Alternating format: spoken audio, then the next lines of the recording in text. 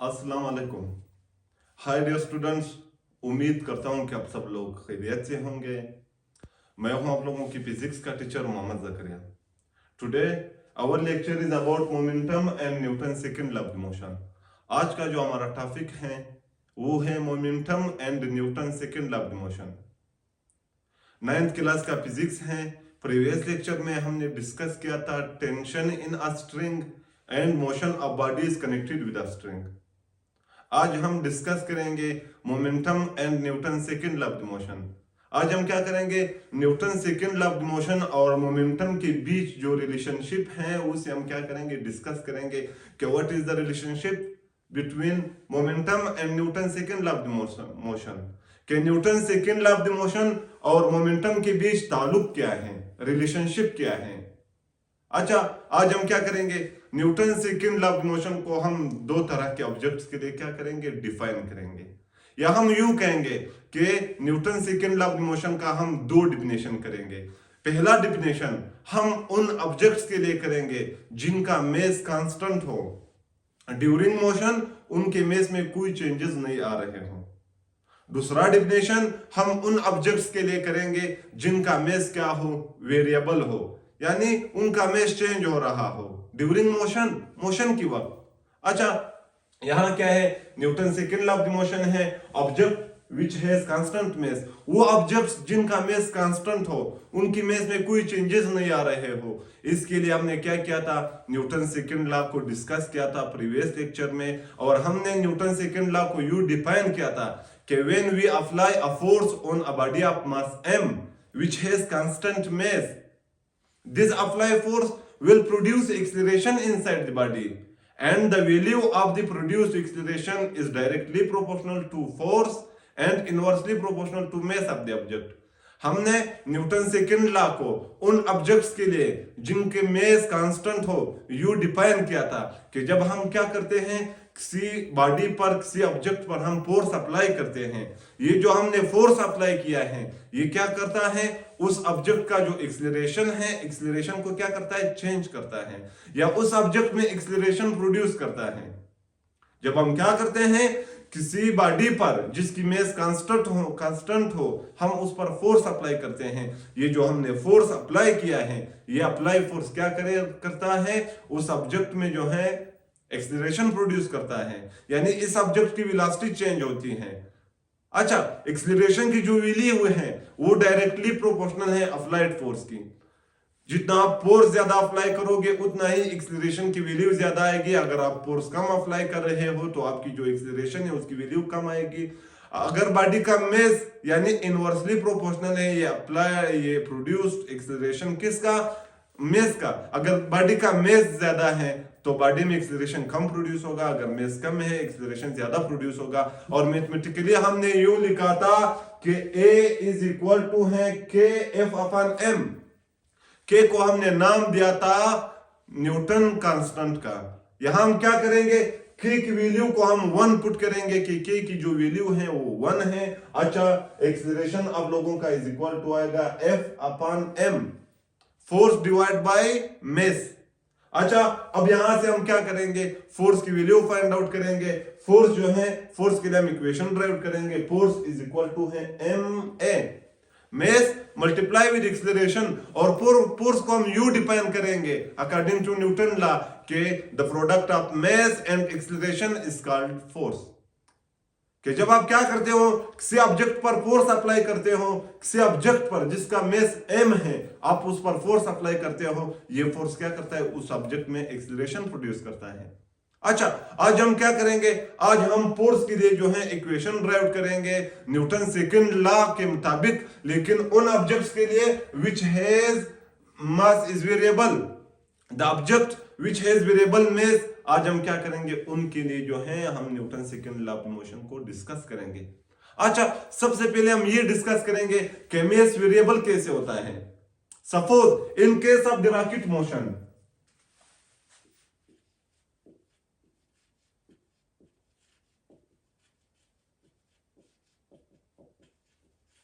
In case of rocket motion हम क्या करेंगे, जो रॉकेट का जो मोशन है, रॉकेट जिस तरह का मोशन कर रहा है, हम उसे क्या करेंगे, डिस्कस करेंगे। रॉकेट जो है वो ड्यूरिंग मोशन उसका जो मेस है वो चेंज हो रहा होता है, यानी रॉकेट का जो मेस है ड्यूरिंग मोशन वो डिक्रीज होता है, कम होता है। कैसे कम होता है, हमें मालूम है कि रॉकेट जो है पर सेकंड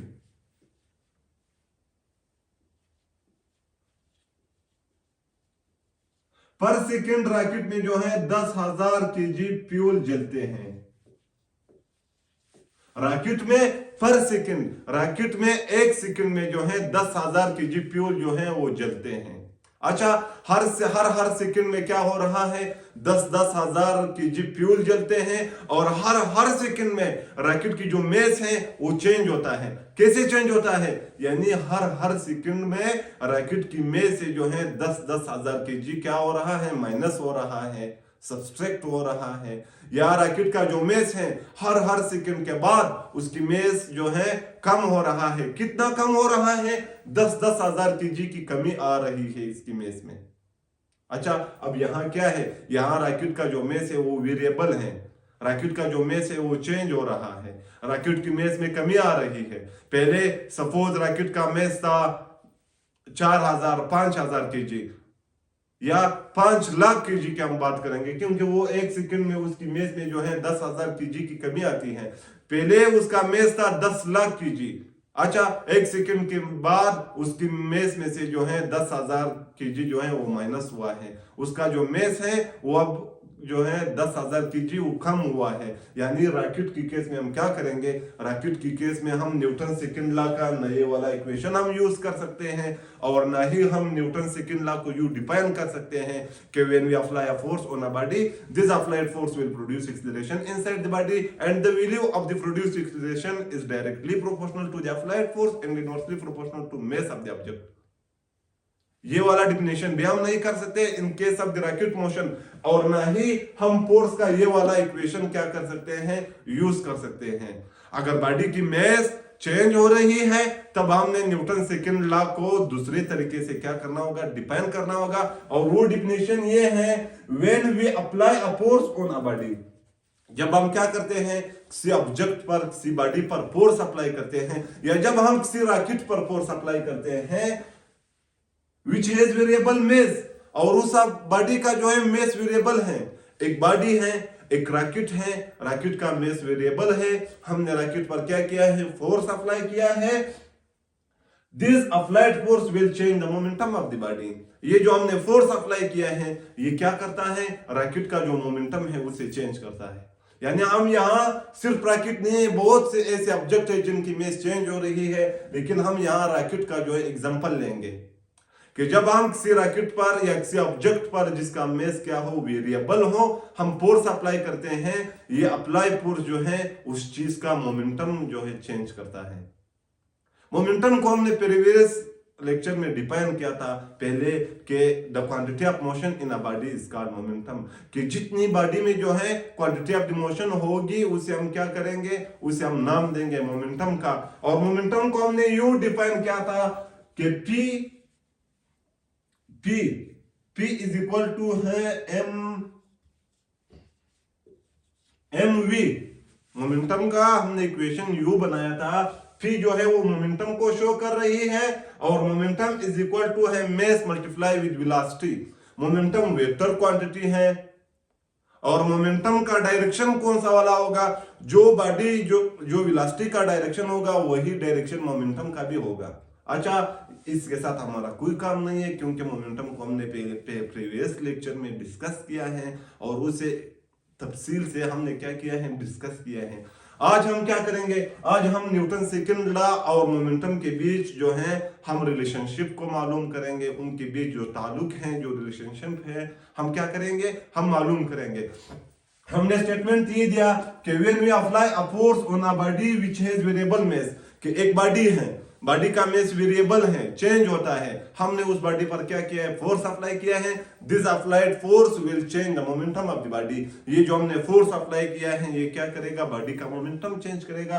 अच्छा, हमने ये इक्वेशन ड्राइव किया है कि F इज इक्वल टू है change in momentum divide by change in time, के टाइम के साथ साथ क्या हो जाएगा, इस बॉडी का जो मोमेंटम है वो चेंज हो जाएगा। यानी F इज इक्वल टू है change in momentum divide by change in time.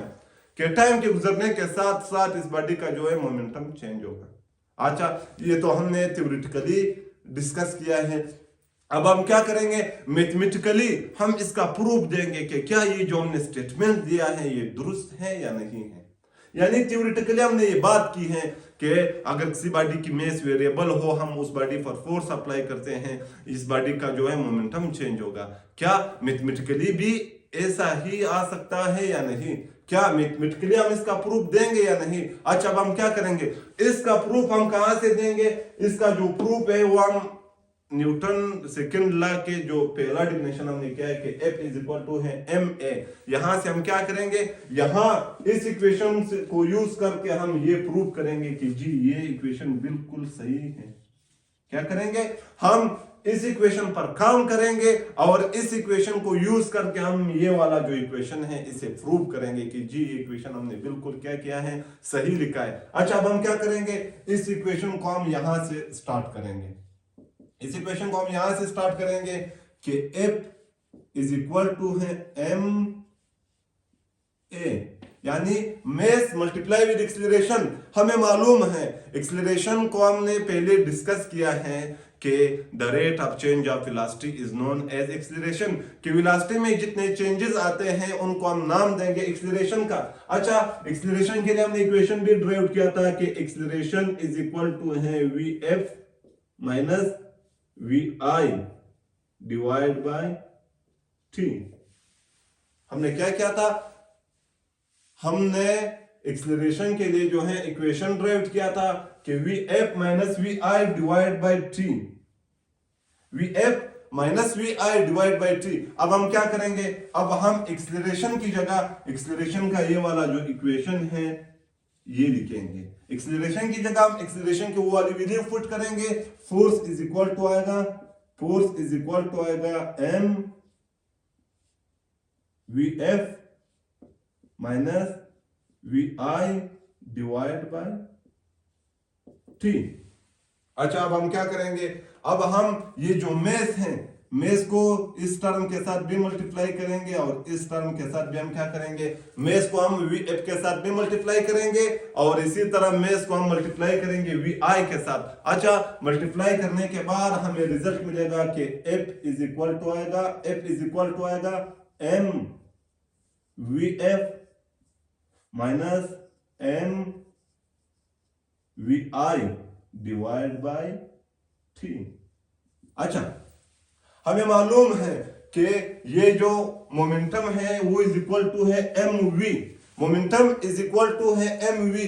यहां अगर देखा जाए ये भी mv है, ये भी क्या है, mv है। यानी mv और mv की जगह हम क्या लिखेंगे, हम p लिखेंगे, क्योंकि मोमेंटम इज इक्वल टू है मेस मल्टीप्लाई विद वेलोसिटी। यहां भी क्या आया है, mess multiply with velocity, mess multiply with velocity. यहां हम लिखेंगे कि f इज इक्वल टू आएगा p, mv की जगह हमने p लिख दिया है, f को हम इसी तरह f लिखेंगे और यहां भी हम mv की जगह p लिखेंगे और i को इसी तरह क्या करेंगे, i को हम इसी तरह i लिखेंगे।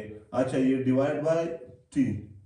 अब हम क्या करेंगे, यहां से हम जो है सॉल्व करेंगे। अच्छा, f इज इक्वल टू आएगा, f इज इक्वल टू आएगा, यहां change in momentum is equal to है change in momentum, change in p is equal to है m vf minus m vi।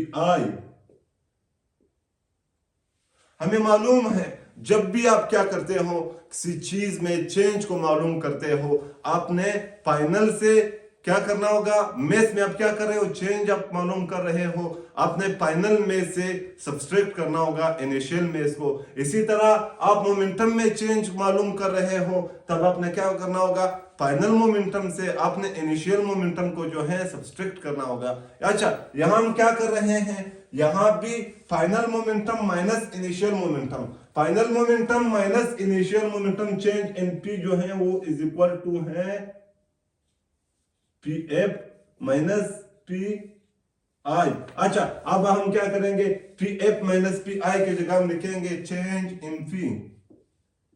Change in p जो है आप लोगों का ये is equal to f is equal to आएगा change in p divide by t. ये हमने क्या किया है, ये हमने प्रूव किया है कि जी बिल्कुल ये वाला जो हमने डिफिनेशन किया है, ये भी न्यूटन सेकंड लॉ का जो हमने डिफिनेशन किया है, ये डिफिनेशन भी बिल्कुल जो है ठीक है और बिल्कुल दुरुस्त है ये वाला डिफिनेशन। अच्छा, इस डिफिनेशन को हम किन ऑब्जेक्ट्स के लिए हम न्यूटन सेकंड लॉ को यू डिफाइन करेंगे, यानी न्यूटन सेकंड लॉ को किन ऑब्जेक्ट्स के लिए हम यू डिफाइन करेंगे, वो ऑब्जेक्ट्स जिनकी मेस वेरिएबल हो, मेस चेंज हो रही हो ड्यूरिंग मोशन, तब हमने न्यूटन सेकंड लॉ का ये वाला डिफिनेशन करना होगा कि when we applied a force on a body of mass m which has variable mass, this applied force will change the momentum of the body. अच्छा, अगर बॉडी की मेस कांस्टेंट हो, मेस में कोई चेंजेस नहीं आ रहे हो, तब हमने क्या करना होगा, तब हमने न्यूटन सेकंड लॉ का ये वाला डिफिनेशन लिखना होगा कि when we applied a force on a body of mass m, this applied force will produce acceleration in the body and the value of the produced acceleration is directly proportional to the applied force and inversely proportional to mass of the object।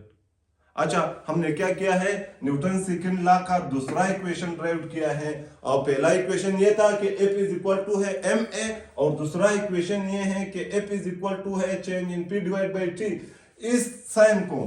इस sign को हम delta का sign भी कहते हैं, और इस sign को मैथमेटिक्स में यानी फिजिक्स में हम इस साइन को डेल्टा का साइन कहते हैं।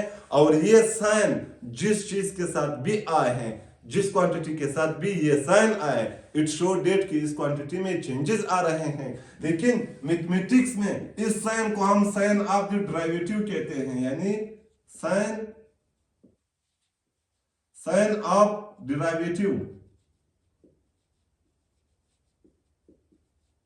ये क्या है, ये साइन ऑफ द डेरिवेटिव है। अच्छा, यहां हमने क्या किया है, अगर आप फोर्स की वैल्यू फर्दर कैलकुलेशन करना चाहते हो और फोर्स की वैल्यू मालूम करना चाहते हो, तब आपने क्या करना होगा, यहां अपने डेरिवेटिव जो है, डेरिवेटिव का रूल अप्लाई करना होगा। अच्छा, डेरिवेटिव का रूल आएगा कैसे, F इज इक्वल टू आप लोगों का आएगा चेंज इन पी।